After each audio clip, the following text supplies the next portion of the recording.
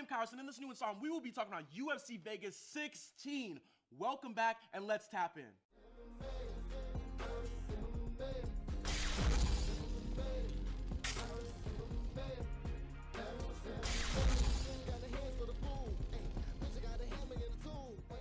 Now, originally, this was supposed to be Jack Hermansson versus Kevin Holland. Kevin Holland was about to put your boy to sleep, straight put him in a coffin. Unfortunately for him, he tested positive for COVID. He's later scheduled to fight Jacare in the future. I'm not sure when, but that fight's coming to fruition. And Marvin Vettori has stepped in on 7 days' notice to face Jack Hermansson. A lot of y'all have been hyping up Marvin Vettori based off of the laurels of a fight that took place almost 3 years ago. Y'all swear he beat Israel Adesanya. Y'all swear that fight was so close. Go back and watch that fight. Israel clearly cut out 2 rounds. You might even be able to give the 3rd round to Israel as well. I'm going to put the stats up on the screen. I know stats don't tell the entire picture, but I'm telling y'all this. That fight was not as close as what you guys think it is. And if you're basing off his trajectory, based off of a fight that took place 2 years ago, y'all already in a fucked up position, and that's why y'all ain't going to make no money when y'all are making these bets. Anyway, Jack Hermansson is a very gifted grappler. He's a very talented fighter, and I am not always his biggest cheerleader and advocate, but I acknowledge that he has the ability and the skill set to win this fight. But for y'all saying that this man is going to make it to the top 3, compete for a title and possibly win it, you're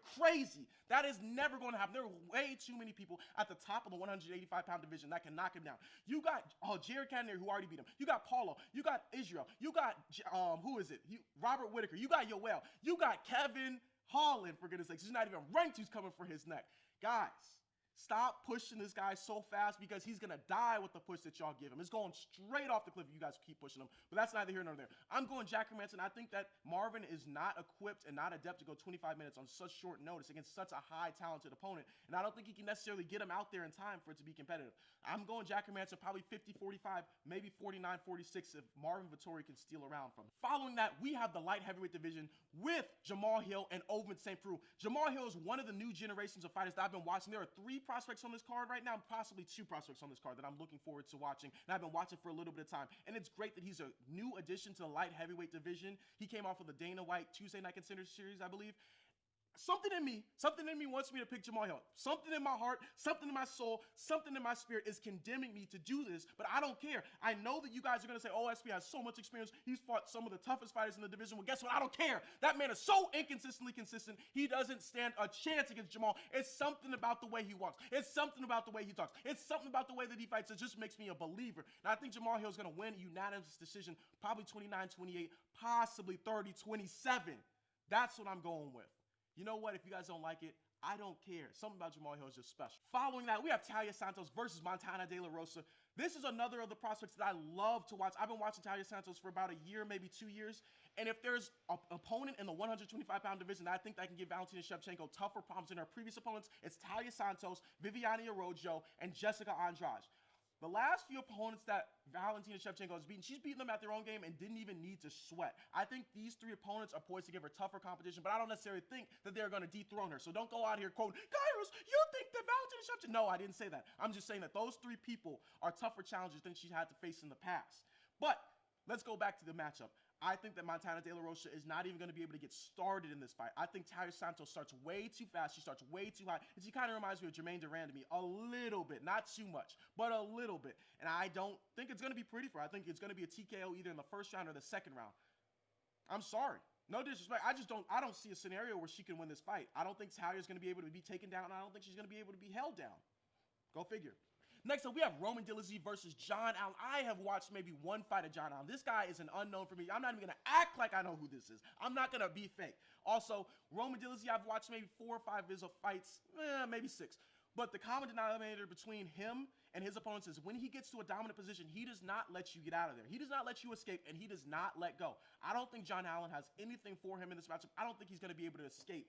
I see a submission, probably 2nd round, maybe the 1st round, because I think John is going to be too eager to scramble. Maybe he gives up his neck. Maybe he gives up an arm. And it's going to be all she wrote. 2nd round, submission. Next up, we got Nate the Train Landwehr versus, what is this guy's name? Hold on, guys. I apologize. I'm going to get straight killed for not knowing this. Movsar Evloev. I've watched 2 fights of him, maybe 1 fight of him.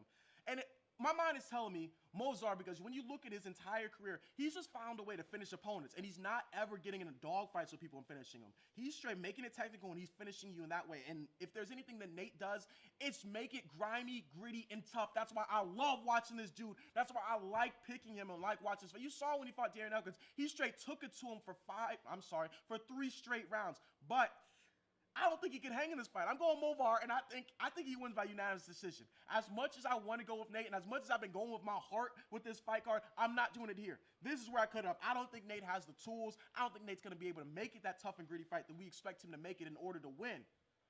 Sorry. Avalev, and I'm going to say he wins by unanimous decision, 29-28. Now, I'm going to be putting my picks of the undercard and the prelims on the screen because I'm not going to be breaking down those fights period point blank. I'm not going to make a video that's 10 minutes and you guys watch 3 minutes of it. That's the point of diminishing return, and that's just not how I operate. I'd rather make a video that's 5 to 6 minutes long and you guys either watch the whole thing in its entirety or watch 3 to 4 minutes. Also, speaking about the point of diminishing return, here's one fight that I want to highlight on the prelims. Luis Smolka versus Jose Quinones. This guy was fighting at 125 pounds, and he's almost 6 feet tall. The amount of body liquid that he is draining from himself to make that weight was beyond belief. This guy probably wasn't being able to fight at 90 to 100% of his optimal ability. And as a result, his performance suffered, and he wasn't able to beat the people that he was supposed to be beating. However, him moving up to bantamweight, I think this is his second fight here. I think he's poised to at least make it into the top 15. Maybe sitting comfortably at that 12 spot if he can win enough fights and win at the right time and face the right people. But bantamweight is incredibly stacked, so we'll see. And this will be his first real test in the division because Jose Quinones, although he lost to Sean O'Malley in his last fight by TKO, the guy is a game fighter. He's a game opponent, and he's not easy to put away. Anyway, though, I'm going with Luis Smolka, and I think he submits Jose Quinones.